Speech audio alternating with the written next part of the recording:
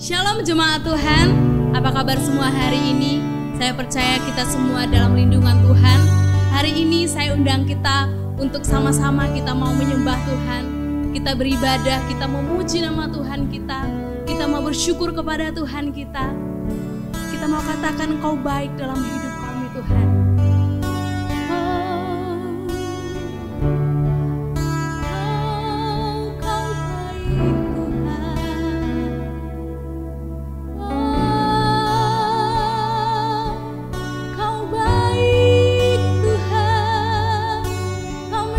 Syukur, ini kami setiap umat-Mu Bapa, kami mau menyembah-Mu Tuhan. Kami bersyukur sebab Tuhan baik. Haleluya.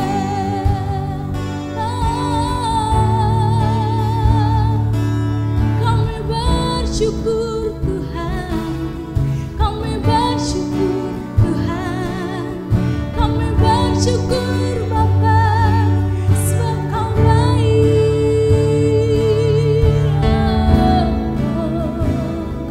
Kau luar biasa. Kita mau berdoa bersama-sama. Kami mau bersyukur buat setiap kasih dan kebaikan-Mu dalam kehidupan kami Tuhan. Bersyukur buat nafas kehidupan yang terus Tuhan beri dalam kehidupan kami. Hari ini kami umat-Mu mau diam duduk menyembah Kau, memuji Engkau Tuhan. Biarlah Engkau berkati ibadah kami dari awal, pertengahan sampai akhirnya. Dalam nama Tuhan Yesus kami berdoa dan bersyukur. Sama-sama kita katakan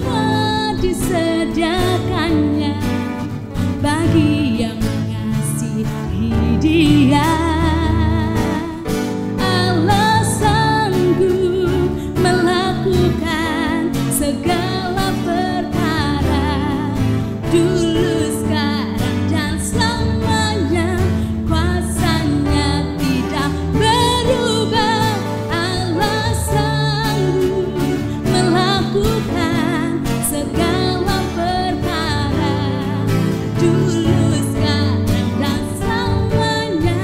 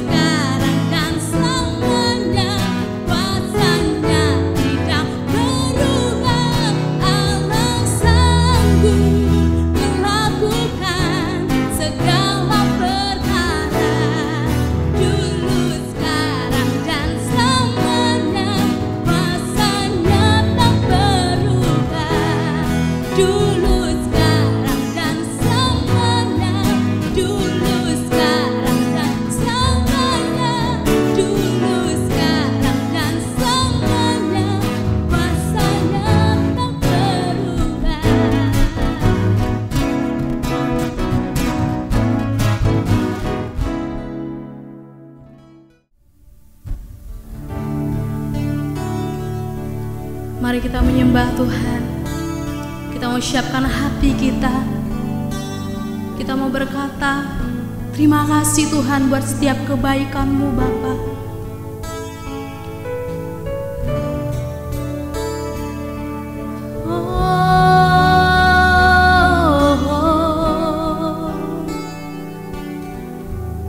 Kami bersyukur. Satu hal yang ku rindu,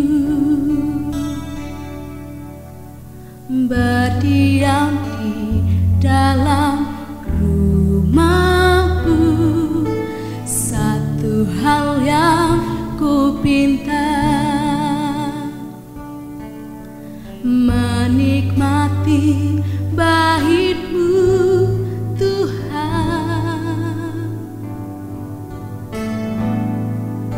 Satu hal yang ku rindu, berdiam di dalam rumah-Mu. Satu hal yang ku pinta, menikmati bait-Mu Tuhan. Oh, lebih baik satu hari di pelataran-Mu daripada 1000 hari di tempat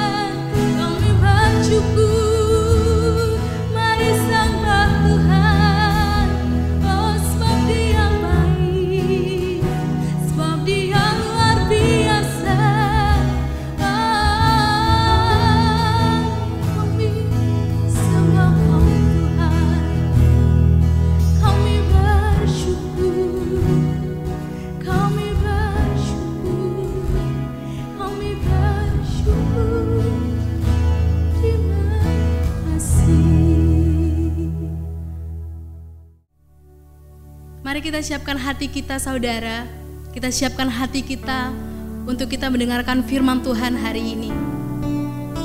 Mari siapkan hati yang terbaik untuk Tuhan, sehingga setiap firman Tuhan yang kita dengar memberi kekuatan dalam kehidupan kita. Dan biarlah hanya dekat kasih Bapa, hidup kita merasa tenang. Hanya dekat kasih-Mu Bapa, jiwaku tenang. Engkau menerimaku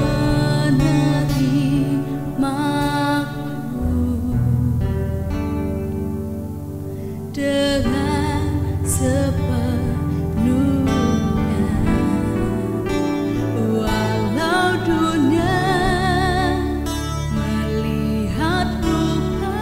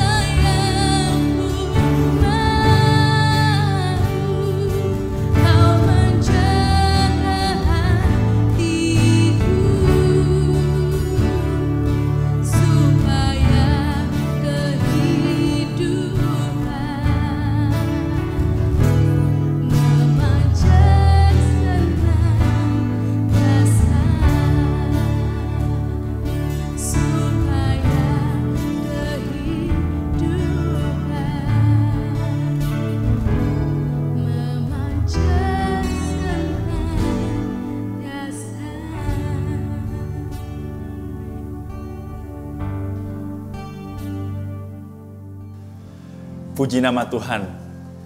Puji-pujian dan penyembahan yang sangat memberkati kita semua. Saya berdoa supaya puji-pujian kita, penyembahan kita menjadi dupa yang harum. Dan tidak hanya itu, kita diberkati oleh firman Tuhan yang akan disampaikan pada hari ini. Saya berdoa supaya tadi penyembahan kita juga menguatkan kita selain firman Tuhan yang akan disampaikan. Pada hari ini mari kita siapkan hati kita, jemaat dimanapun kau berada yang menonton online, engkau di rumah, mungkin engkau di tempat kerja atau dimanapun kau berada, ingat satu hal, bahwa hadirat Tuhan tidak berkurang dimanapun kau ada. Hadirat Tuhan tidak berkurang kualitasnya karena Anda tidak di ruangan ibadah atau sedang tidak berada di gedung gereja. Mari kita hormati firman Tuhan, mari kita hargai firman Tuhan, dan jangan lupa mari kita memiliki ekspektasi yang lebih pada saat mendengarkan firman Tuhan. Apalagi pada saat kita ada di rumah atau dimanapun, tidak menghalangi kita semua untuk beribadah dan menyembah Tuhan dan menghargai hadirat Tuhan pada hari ini. Sebelum kita mendengarkan firman Tuhan, mari kita berdoa terlebih dahulu. Tuhan, kami bersyukur atas hari ini. Puji-pujian penyembahan yang kami naikkan menjadi dupa yang harum di hadapan-Mu Tuhan. Sebentar lagi kami akan mendengarkan firman Tuhan. Kau berkati hamba-Mu yang menyampaikan firman Tuhan, sehingga apa yang keluar dari lidah bibir hamba-Mu menjadi suara Tuhan, menjadi firman Tuhan yang menguatkan. Roh Kudus beri pengertian kepada kami dan mampukan kami tidak hanya sebagai pendengar tapi sebagai pelaku firman Tuhan. Di dalam nama Tuhan Yesus kami berdoa dan kami mengucap syukur. Haleluya, amin. Puji nama Tuhan. Saudara, pada hari ini kita akan membahas satu hal yang saya berdoa ini menjadi breakthrough untuk kehidupan kita. Ini menjadi suatu terobosan untuk kehidupan kita. Bahkan ini menjadi jawaban untuk kehidupan kita. Nah, sebelum saya masuk ke dalam firman Tuhan, ada satu pertanyaan yang mana harus kita jawab pada hari ini, yaitu apa yang menghambat Anda atau apa yang menghambat hidup Anda untuk maju? Sekali lagi ada satu pertanyaan, apa yang menghambat hidup Anda untuk maju? Mungkin di antara kita yang sebagai pendengar, yang sebagai orang yang menonton ibadah ini sudah berumur 60 tahun atau 70 tahun. Dan berkata, pertanyaan apa itu? Itu suatu pertanyaan yang telat bagi saya yang sudah tua ini. Atau mungkin Anda berkata, ini kayaknya pertanyaan yang salah alamat. Tetapi tidak, saudara. Pada saat kita masih hidup, masih bernafas, ada rencana Tuhan yang akan Tuhan nyatakan dalam kehidupan kita. Saya teringat, saya memiliki klub sepak bola idola, klub Liga Inggris namanya Arsenal. Pada saat itu pelatih mereka yang sudah 22 tahun melatih klub itu, ya klub Arsenal ini, pelatihnya bernama Arsene Wenger. Dia mengundurkan diri dan tidak mau melatih lagi. Nah, pada saat ditanya apa yang akan Arsene Wenger ini lakukan setelah pensiun atau setelah berhenti dari melatih klub sepak bola, lalu Arsene Wenger berkata, saya akan memulai suatu hidup yang baru. Bayangkan saudara, pada saat itu umurnya sudah 68 tahun dan dia berkata, dia tidak bilang dia akan duduk di rumah, dia tidak bilang dia akan santai-santai di rumah, tetapi Arsene Wenger berkata, saya akan memikirkan hidup baru yang akan saya jalani. Jadi saudara, bagi kita semua tempat ini, pertanyaan ini adalah pertanyaan yang relevan untuk kita semua.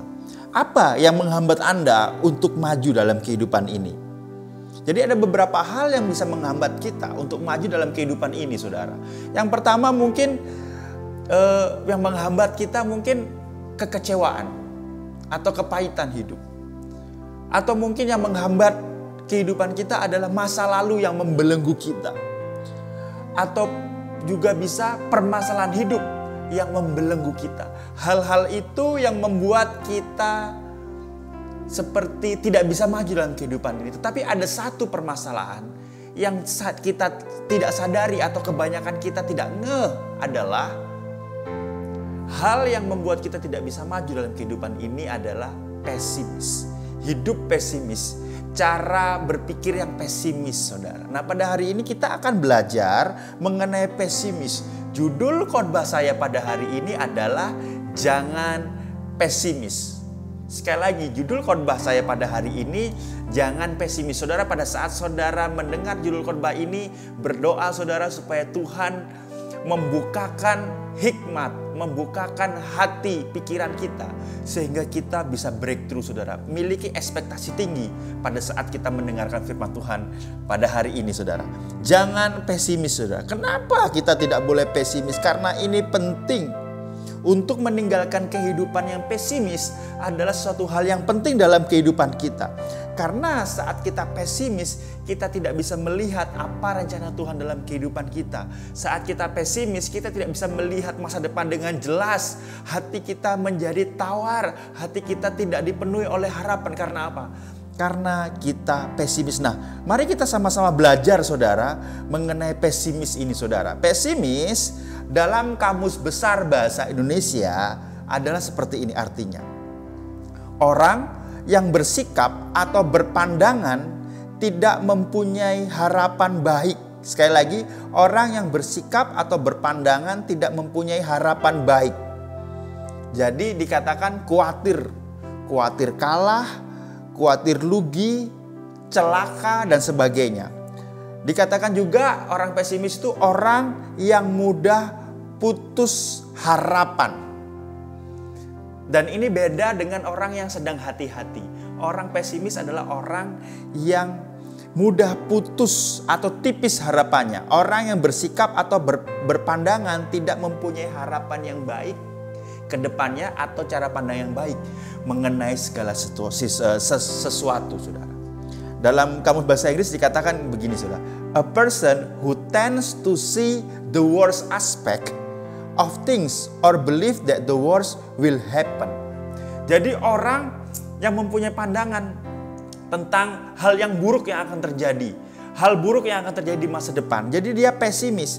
Dikatakan juga sinonimnya atau kata persamaannya adalah begini. Defeatist, artinya apa? Orang yang selalu merasa kalah, saudara. Nah, kita akan bahas mengenai pesimis ini dalam firman Tuhan pada hari ini. Supaya apa? Supaya kita bisa lepas dari mental pesimis dalam kehidupan kita. Kita sadari atau tidak kita sadari, seringkali saya juga menerapkan atau membuahi kepesimisan ini, saudara. Kalau orang pesimis menikah, maka dia selalu meragukan pasangannya, dia selalu curiga sama pasangannya. Kalau orang pesimis bercita-cita, maka cita-citanya tidak akan tinggi, maka cita-citanya akan menjadi cita-cita yang kerdil dan melihat masa depan itu tidak ada. Kalau orang pesimis bekerja, maka dia akan malas, ogah-ogahan karena memandang karirnya akan begitu-begitu saja. Dia akan memandang negatif bosnya, dia akan memandang negatif sekelilingnya atau orang-orang yang ada di sekelilingnya, saudara. Winston Churchill, mantan Perdana Menteri Inggris, berkata begini, a pessimist sees the difficult in every opportunity. Orang yang pesimis melihat kesulitan di setiap kesempatan. Dan dia lanjutkan, but an optimist sees opportunity in every difficulty. Kalau orang yang optimis melihat kesempatan di setiap kesulitan, saudara. Oleh sebab itu, kalau Anda pesimis, tandanya begini. Anda suka bilang begini, kayaknya sulit ini, kayaknya susah, gak bisa ini. Atau gini, susah ini, gak akan bisa terjadi. Tanpa kita terlebih dahulu mencobanya. Oleh sebab itu, mari kita sama-sama belajar tentang pesimis. Mungkin Anda di rumah sudah merasa, wah itu kok kayak saya ya. Tenang, saudara. Firman Tuhan itu berguna untuk menguatkan kita, membentuk dan membangun kita. Oleh sebab itu, mari kita sama-sama mendengar firman Tuhan dan kita berubah bersama-sama. Ciri orang pesimis itu hidupnya seperti ini, saudara. Saya ibaratkan seperti kalau orang zaman sekarang tuh bilangnya hidupnya itu nyampah, saudara. Nyampah apa? Selalu ngomong negatif pada orang, selalu ngeluh, mengasihani diri sendiri, dan tidak memandang ke depan. Selalu memandang negatif orang, mengasihani diri sendiri, ngeluh terus dan tidak memandang ke depan. Nah, pada hari ini kita akan belajar ada beberapa alasan mengapa kita sebagai anak Tuhan tidak boleh menjadi pribadi yang pesimis. Judul khotbah kita adalah jangan hidup pesimis. Mari kita buka dalam Hakim-Hakim 6 ayat 11 sampai 24. Anda sudah bisa baca di rumah. Hakim-Hakim 11 ayat 6 ayat 11 sampai 24. Nanti Pastor Robert akan membacakan untuk kita semua Hakim-Hakim 6 ayat 11 sampai 24. Hakim-Hakim pasal 6 ayat 11 sampai 24. Kemudian datanglah malaikat Tuhan dan duduk di bawah pohon tarbantin di Ofra, kepunyaan Yoas, orang Abiezer itu. Sedang Gideon, anaknya, mengirik gandum dalam tempat pemerasan anggur agar tersembunyi bagi orang Midian. Malaikat Tuhan menampakkan diri kepadanya dan berfirman kepadanya demikian, Tuhan menyertai engkau, ya pahlawan yang gagah berani. Jawab Gideon kepadanya, Ah Tuanku, jika Tuhan menyertai kami, mengapa semuanya ini menimpa kami? Di manakah segala perbuatan-perbuatannya yang ajaib yang diceritakan oleh nenek moyang kami kepada kami? Ketika mereka berkata, bukankah Tuhan telah menuntun kita keluar dari Mesir? Tetapi sekarang Tuhan membuang kami dan menyerahkan kami ke dalam cengkeraman orang Midian. Lalu berpalinglah Tuhan kepadanya dan berfirman, Pergilah dengan kekuatanmu ini dan selamatkanlah orang Israel dari cengkeraman orang Midian. Bukankah aku mengutus engkau? Tetapi jawabnya kepadanya, Ah Tuhanku, dengan apakah akan kuselamatkan orang Israel? Ketahuilah, kaumku adalah yang paling kecil di antara suku Manasye, dan aku pun seorang yang paling muda di antara kaum keluargaku. Berfirmanlah Tuhan kepadanya, Tetapi akulah yang menyertai engkau, sebab itu engkau akan memukul kalah orang Midian itu sampai habis.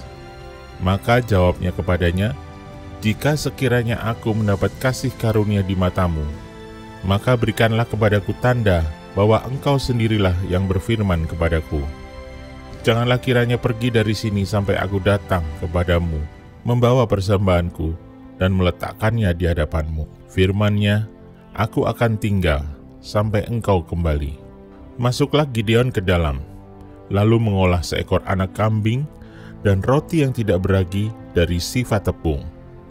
Ditaruhnya daging itu ke dalam bakul dan kuahnya ke dalam periuk. Dibawanya itu kepadanya ke bawah pohon tarbantin, lalu disuguhkannya. Berfirmanlah malaikat Allah kepadanya, Ambillah daging dan roti yang tidak beragi itu, letakkanlah di atas batu ini, dan curahkan kuahnya. Maka diperbuatnya demikian. Dan malaikat Tuhan mengulurkan tongkat yang ada di tangannya. Dengan ujungnya, disinggungnya daging dan roti itu. Maka timbullah api dari batu itu, dan memakan habis daging dan roti itu. Kemudian hilanglah malaikat Tuhan dari pandangannya. Maka tahulah Gideon bahwa itulah malaikat Tuhan. Lalu katanya, Celakalah aku, Tuhanku Allah, sebab memang telah kulihat malaikat Tuhan dengan berhadapan muka. Tapi berfirmanlah Tuhan kepadanya, Selamatlah engkau, jangan takut, engkau tidak akan mati. Lalu Gideon mendirikan mezbah di sana bagi Tuhan, dan menamainya, Tuhan itu keselamatan.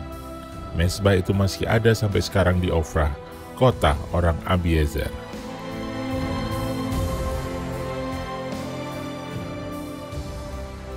Puji nama Tuhan, suatu firman Tuhan yang indah sekali dan saya berdoa itu membangun kita. Nah, saudara, background dari firman Tuhan yang bercerita mengenai Gideon itu diceritakan bagaimana bangsa Israel tanda kutip dijajah oleh orang Midian selama 7 tahun.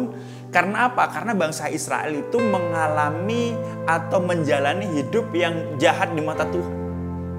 Mereka hidup secara melarat dikatakan. Tetapi karena kemelaratan, karena penderitaan itu saudara, maka orang-orang Israel berdoa supaya Tuhan melepaskan bangsa Israel dari tangan orang Midian, saudara.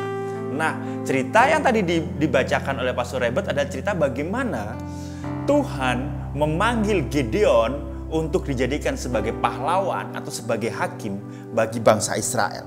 Nah, pada saat kita baca sama-sama bisa kita tebak bahwa Gideon adalah orang yang pesimis banget, saudara. Pesimis soro, kata orang Surabaya. Soro pokoknya pesimisnya itu.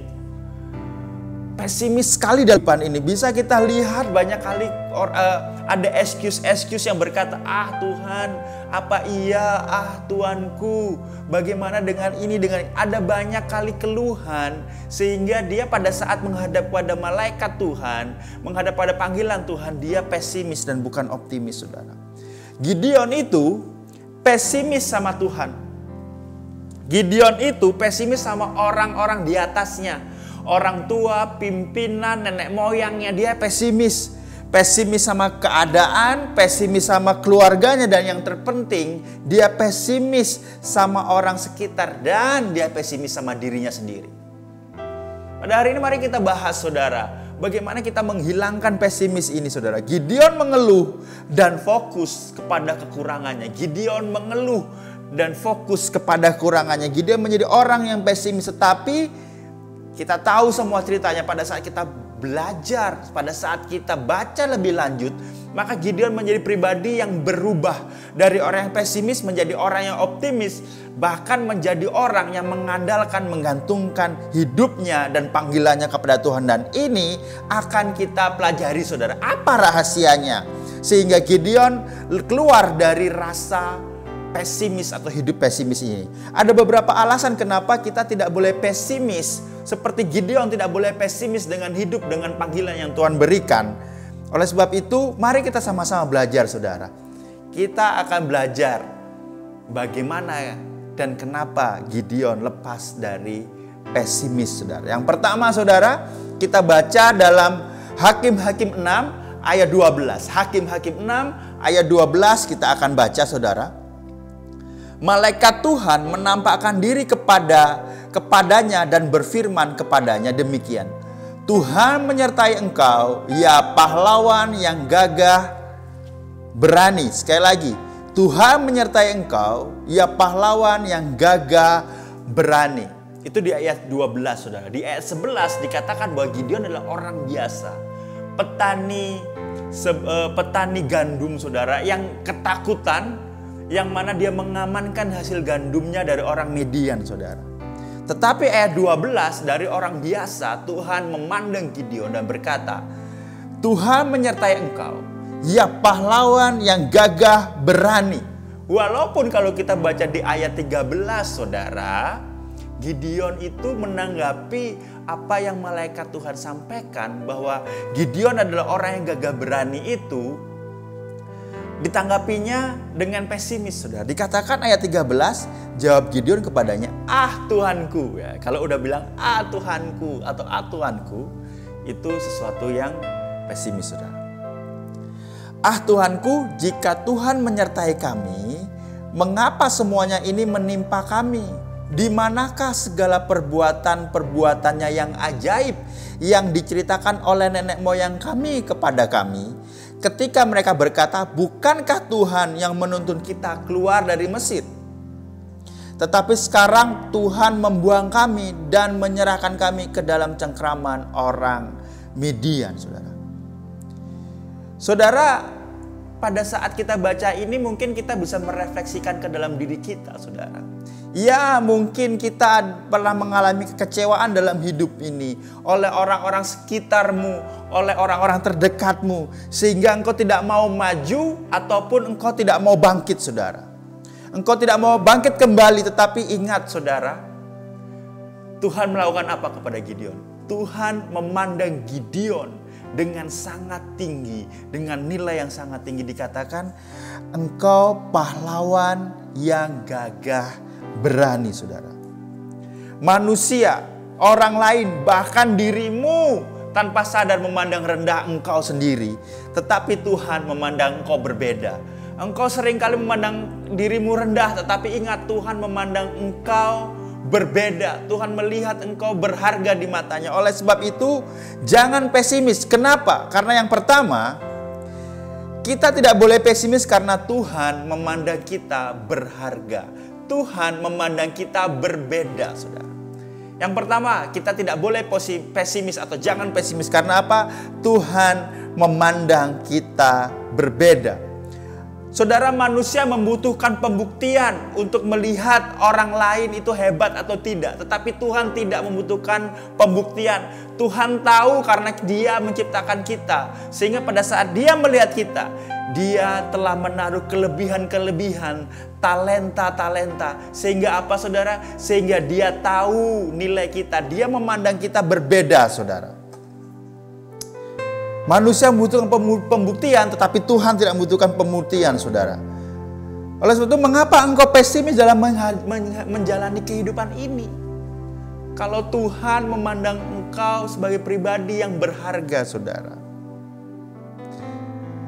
Engkau pesimis dalam menjalani kehidupan ini karena engkau memandang dirimu tidak seperti Tuhan memandang engkau sendiri.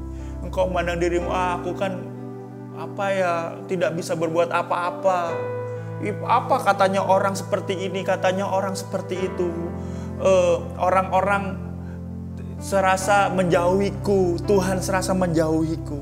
Tapi saudara, seburuk apapun penilaian orang, Tuhan memandang kita berbeda.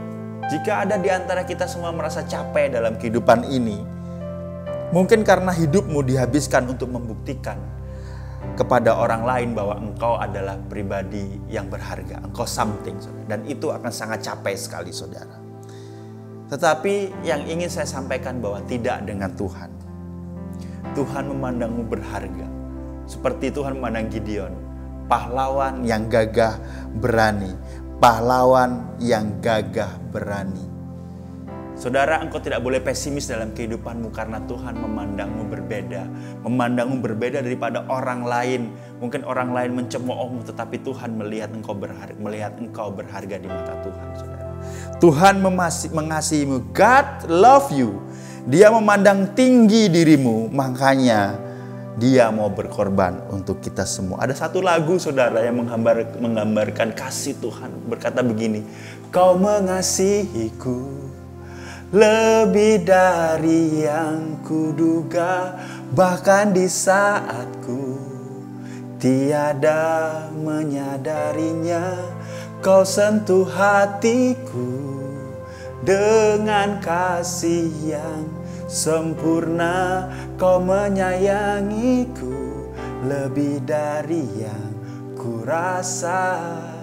Saudara, kadang kita nggak menyadari kasih Tuhan. Kadang kita tidak menyadari atau kita tidak mengetahui kasih yang sempurna ada untuk kita, bahwa Tuhan memiliki pandangan yang luar biasa untuk hidup kita, saudara.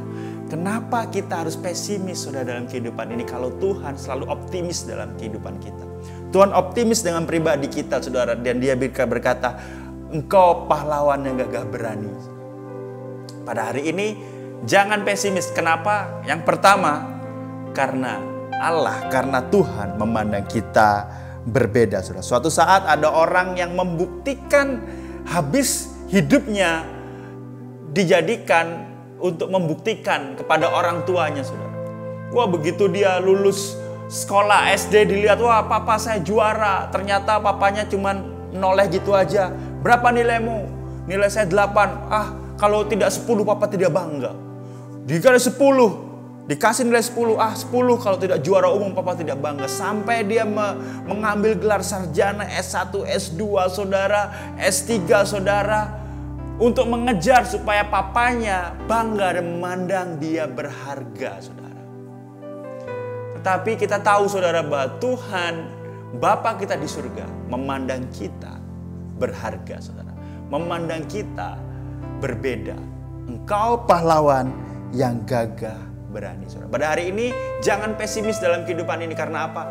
Karena Tuhan memandang engkau berbeda daripada orang lain pandang, saudara. Yang pertama, Tuhan memandang kita berbeda. Yang kedua, saudara, dalam ayat 14 dikata begini, lalu berpalinglah Tuhan kepadanya dan berfirman, pergilah dengan kekuatanmu ini dan selamatkanlah orang Israel dari cengkraman orang Midian.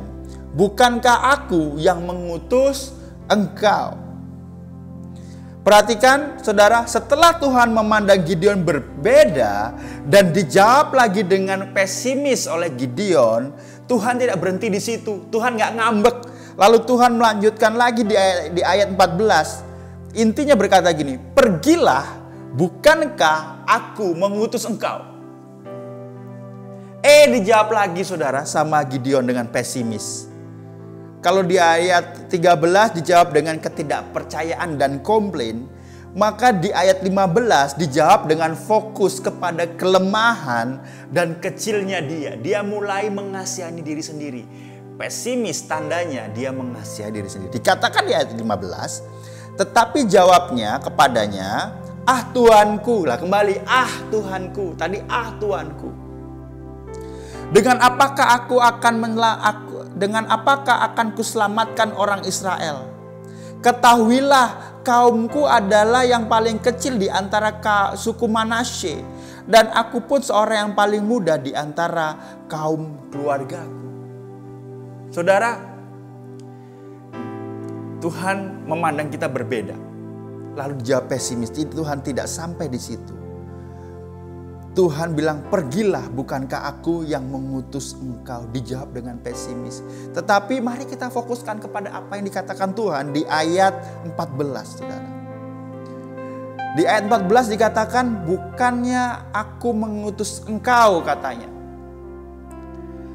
Ayat 14 ingin menyatakan bahwa Tuhan memakai kita. Yang kedua saudara, yang pertama Tuhan memandang kita berbeda. Yang kedua saudara, kenapa kita tidak boleh pesimis dalam hidup? Karena Tuhan mau memakai kita. Sekali lagi, kita tidak boleh pesimis karena Tuhan memandang kita berbeda. Kita tidak boleh pesimis karena Tuhan mau memakai kita. Dan ini sangat dalam banget saudara. Mungkin kita orang yang lemah, mungkin kita orang yang di dunia bisnis tidak punya modal, mungkin kita tidak punya apa-apa. Gideon berkata, dengan apa aku menyelamatkan Israel? Aku paling muda, aku paling tidak punya apa-apa. Tetapi ingat saudara, pada saat Tuhan memakai kita yang tidak punya modal pun Tuhan akan mencukupi saudara. Kita yang muda pun Tuhan akan memberikan kewibawaan ilahi saudara. Oleh sebab itu saudara, kalau kita merasa Tuhan mau memakai kita pada saat berjalan, kita mau melakukan bisnis atau kita bersekolah, berkuliah atau apapun itu, pada saat kita berjalan bersama Tuhan, ingat engkau harus berdoa, Tuhan pakai aku, perlengkapi aku, berikan aku wibawa ilahi, berikan aku hikmat untuk berkata-kata. Itu saudara. Tuhan mau memakai kita. Oleh sebab itu kita jangan pesimis. Kita mau dipakai oleh Tuhan saudara. Kita ini kan sebenarnya bejana tanah liat yang tidak berharga. Tetapi karena Tuhan mau memakai kita. Seperti Gideon hanya seorang petani biasa. Tetapi karena Tuhan memandangnya dan Tuhan mau memakainya, maka kita tidak boleh hidup pesimis saudara. Ketahuilah bahwa saat Anda mendengar firman Tuhan ini, jangan lagi engkau fokuskan dirimu dan terjebak dalam hidup pesimis. Kalau engkau siapapun orangnya yang ada di rumah dimanapun kau berada, jangan lagi hidup pesimis dalam kehidupan ini.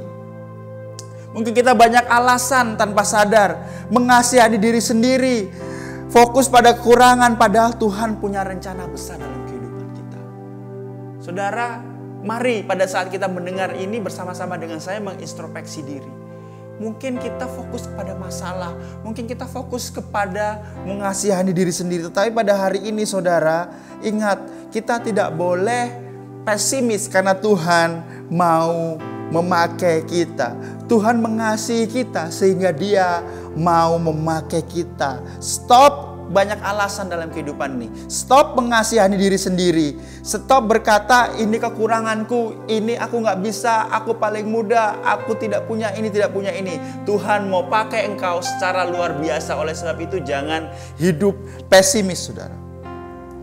Suatu saat saya diizinkan Tuhan untuk bertemu langsung dengan seorang anak Tuhan dan juga motivator saudara, pengkhotbah juga, yaitu Nick Vujicic saudara. Dia cacat saudara, kakinya tidak punya, tangannya juga tidak punya, jadi badannya aja saudara. Nick Vujicic saudara, pada saat itu kami mengundang saudara untuk dia melayani di suatu pelayanan yang saya dan teman-teman adakan saudara. Saudara tahu nggak saudara, pada saat kita berkumpul saudara, Nick Vujicic itu bukannya terlihat sebagai orang yang perlu dikasihani. Dia tidak fokus kepada kekurangannya, dia tidak punya tangan, dia tidak punya kaki. Tetapi pada saat meeting itu saudara, dia fokus kepada rencana Tuhan untuk memakai hidupnya. Dan hidupnya menjadi berkat buat kita yang normal-normal ini saudara. Fokus kepada Tuhan memakai kita dan jangan fokus kepada kekurangannya saudara. Yang pertama, jangan pesimis karena Tuhan memandang engkau berbeda. Yang kedua, jangan pesimis karena Tuhan mau memakai kita saudara. Ada seorang penyanyi atau ada seorang pencipta lagu him yang luar biasa bernama Fanny Crosby saudara. Fanny Crosby buta sejak umur 6 minggu karena malpraktek dokter. Dia sakit flu, tapi bagaimana obat-obatan yang diberikan saudara, dia tidak bisa melihat lagi saudara. Oleh sebab itu saudara, pada hari ini saudara, saya ingin menceritakan ini. Ayahnya meninggal di usia Fanny Crosby 6 bulan saudara. Tapi dia tidak menyerah. Dia belajar musik saudara. Dia belajar piano. Dia belajar Alkitab saudara. Sehingga apa saudara? Sehingga Fanny Crosby menciptakan lebih dari 9.000 lagu him saudara. Fanny Crosby menciptakan lebih dari 9.000 lagu him. Seorang buta saudara.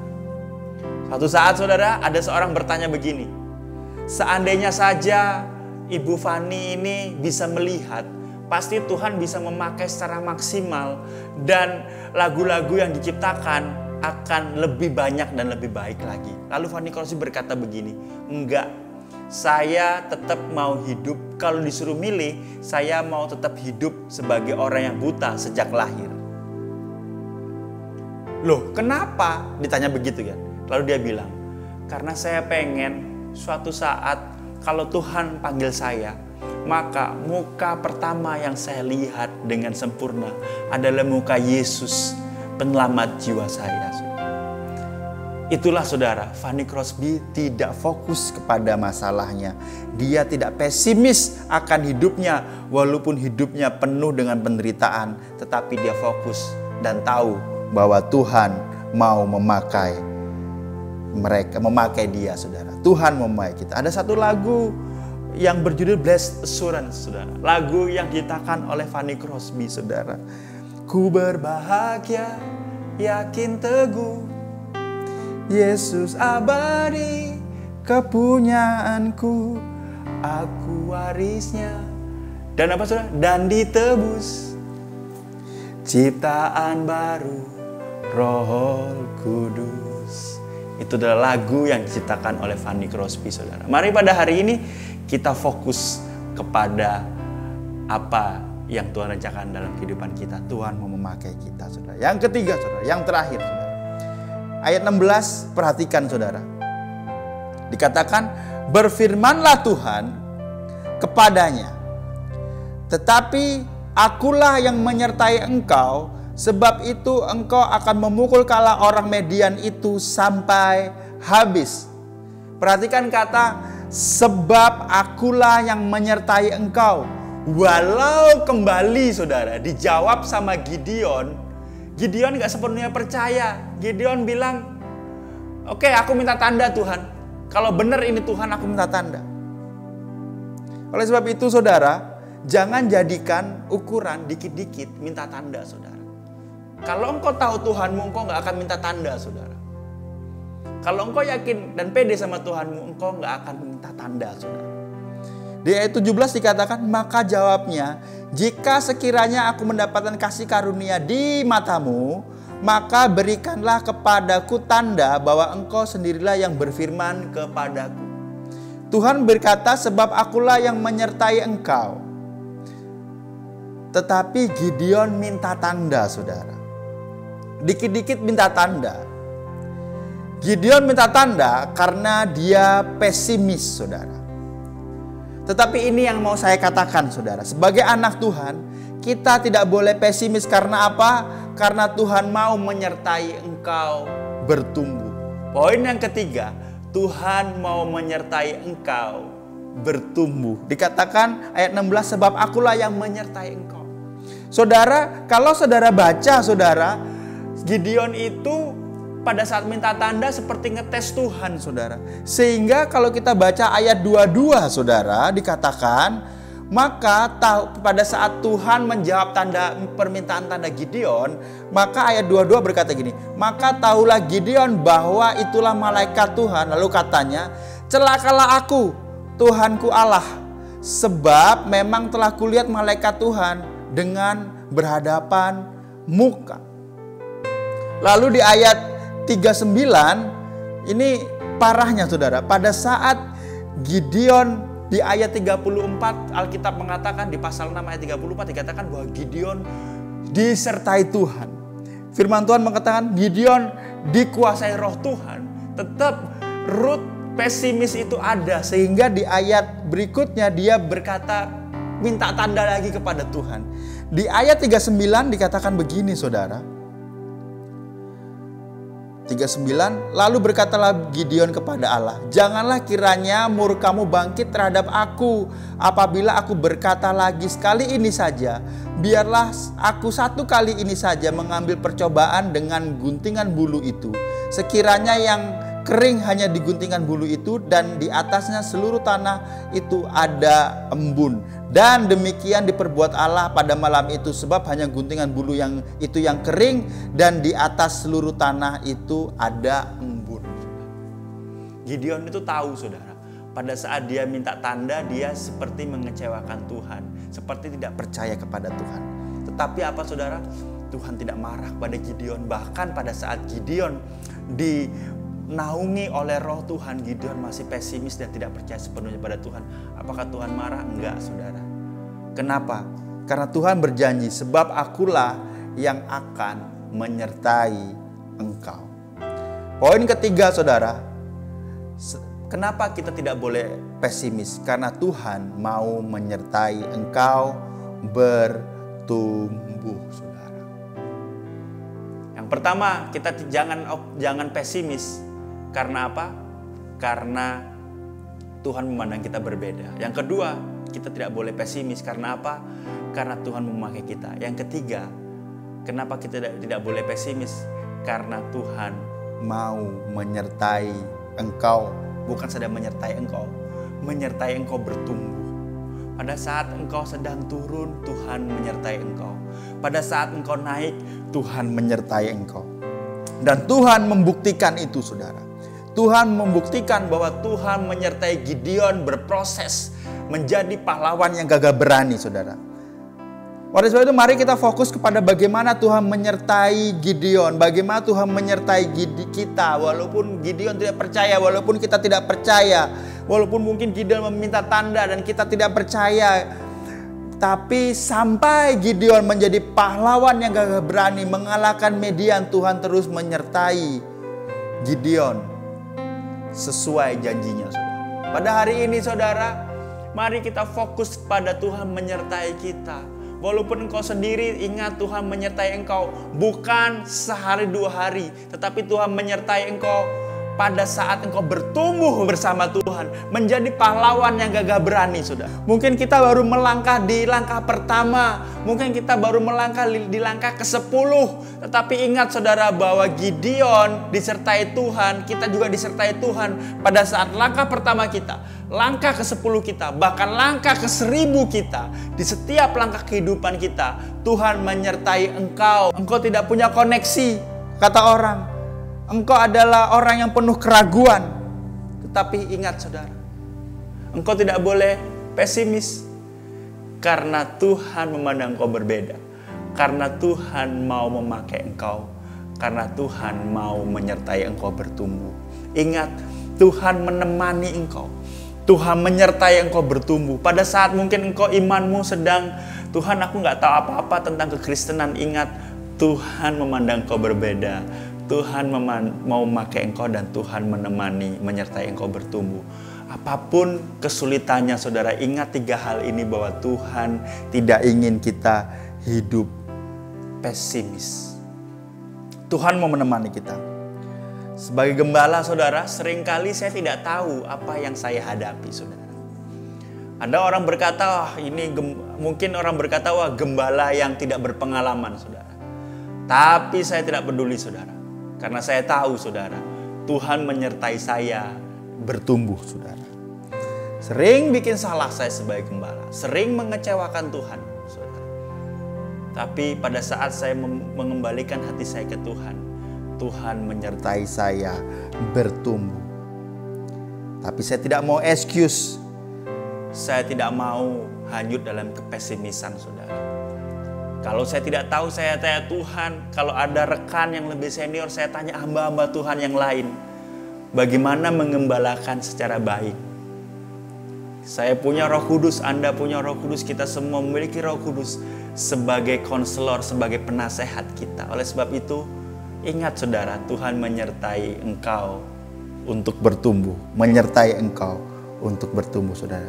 Yang pertama, jangan pesimis karena Tuhan memandang kau berbeda. Yang kedua, jangan pesimis karena Tuhan mau memakai kita. Jangan pesimis karena Tuhan mau menyertai kita bertumbuh saudara.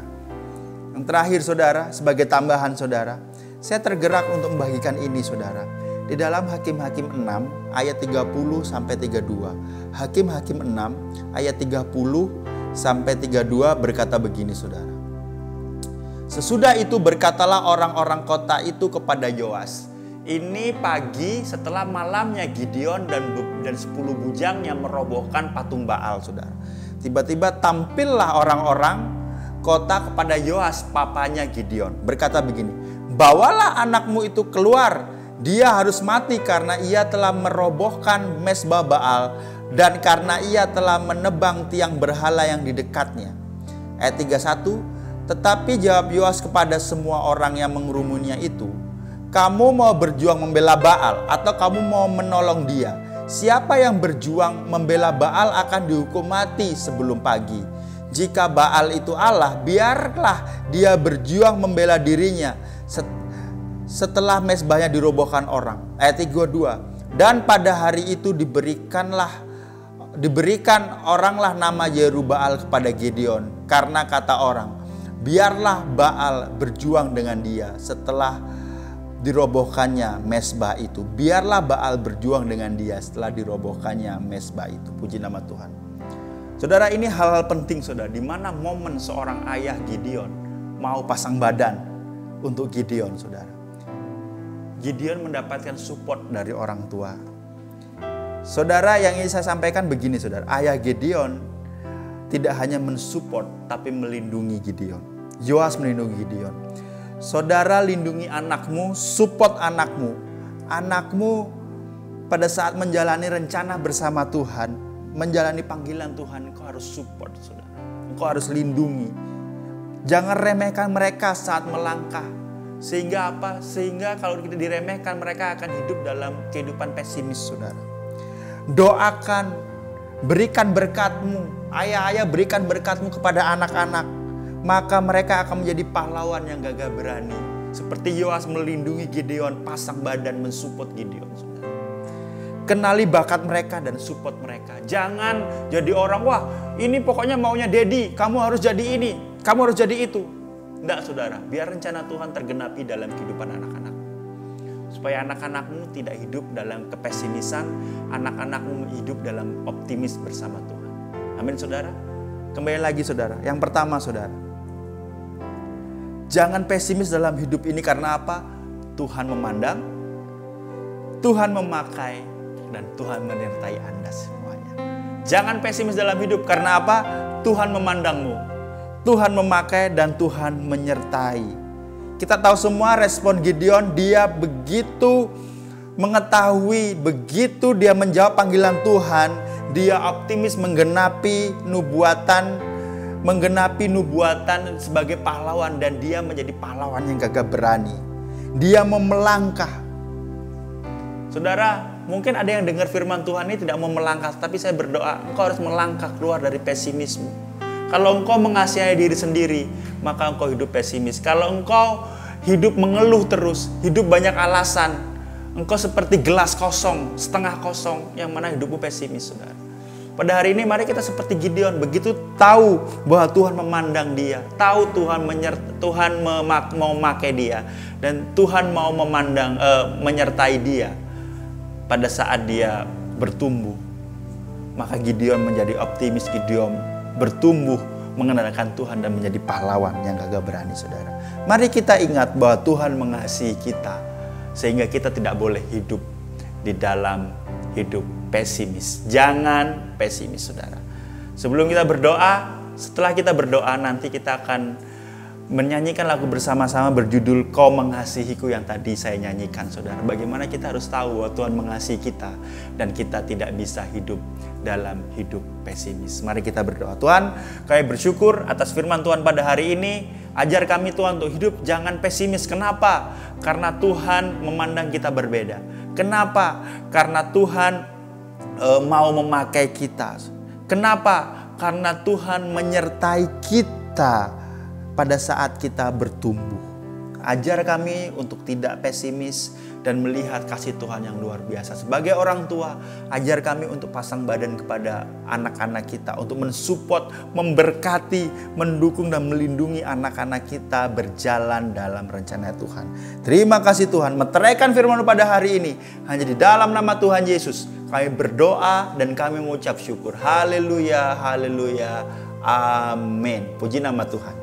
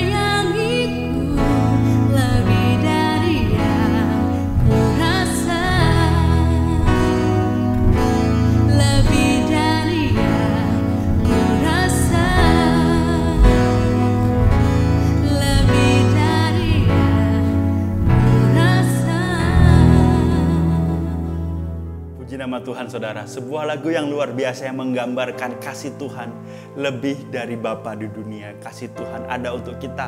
Makanya kita jangan hidup pesimis, karena Tuhan apa?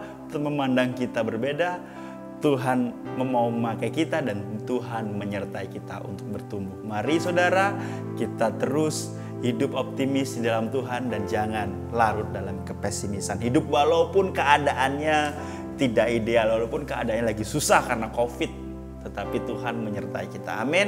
Mari kita berdoa untuk firman Tuhan, untuk menutup ibadah. Jangan lupa minggu depan Pastor Markus Watimena akan memberkati kita dalam ibadah online. Kita berdoa saudara supaya ibadah bisa dijalankan lagi di gedung-gedung ibadah dan kita bisa berfellowship secara langsung. Jangan lupa saudara bisa memberikan persembahan mingguan atau persembahan persepuluhan melalui barcode yang tertera ataupun melalui transfer bank. Jangan lupa juga saudara, pada saat saudara terberkati melalui ibadah online ini, saudara bisa subscribe, likes, dan pencet loncengnya supaya pada saat kita post di YouTube, mungkin cover lagu, mungkin renungan harian atau apapun, saudara dapat menikmati dan diberkati. Amin saudara, mari kita berdoa. Tuhan, kami bersyukur atas firman Tuhan pada hari ini Tuhan. Menteraikan firman-Mu, kami berdoa pada hari ini untuk jemaat-Mu yang memberikan persembahan agar Engkau berkati, Engkau cukupkan hidupnya dalam nama Tuhan Yesus. Kau pandang setiap persembahan menjadi dupa yang harum dan ajar kami untuk memiliki motivasi kami memberi persembahan, memberi persepuluhan karena kami mengasihi Engkau Tuhan. Terima kasih, berkati untuk jemaat-Mu Tuhan, berkati untuk bangsa ini yang mungkin sedang dilanda COVID Tuhan. Kami percaya Tuhan akan melindungi campur tangan Tuhan. Berkati juga untuk jemaat-Mu yang sakit, Engkau sembuhkan, yang memerlukan terobosan hidup agar Engkau berikan terobosan hidup. Dan saatnya Tuhan Engkau berkati jemaat-Mu, mari jemaat angkat tangan-Mu dan terimalah berkat dari Tuhan. Diberkatilah dimanapun Engkau berada, diberkatilah keluarga-Mu, diberkatilah kesehatan-Mu, diberkatilah bisnis pekerjaan-Mu, diberkatilah studi dan kuliah-Mu, diberkatilah setiap rencana-Mu bersama Tuhan, dan diberkatilah perjalanan-Mu bersama Tuhan hingga Engkau setia sampai pada kesudahannya. Amin, amin, amin. Puji nama Tuhan, Tuhan Yesus memberkati kita semua.